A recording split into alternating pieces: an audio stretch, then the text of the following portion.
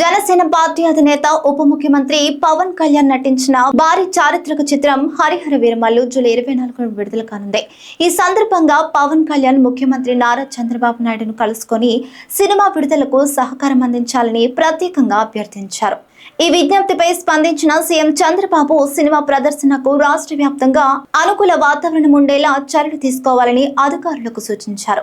Cinema premier షోలకు అనుమతులు, ticket ధరల పెంపు వంటి అంశాలను ప్రభుత్వం అంగీకరించినట్లు సమాచారం. దీంతో మల్టీప్లెక్స్లలో 200 వరకు, సింగిల్ స్క్రీన్ థియేటర్లలో 150 వరకు టికెట్ ధరలు నిర్ణయించే అవకాశం ఉంది.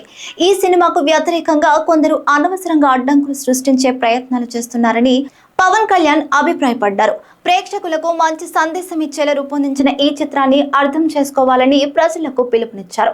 సినిమా విడుదలను విజయవంతంగా చేయాలనే లక్ష్యంతో జనసేన పార్టీ శ్రేణులు ర్యాలీలు, థియేటర్ సందర్శనలు, సోషల్ మీడియా ప్రచారాన్ని ప్రారంభించాయి. ఈ చిత్రం పవన్ కళ్యాణ్ కు రాజకీయంగా, సినీ రంగంలోనూ కీలక మలుపుగా మారనుంది.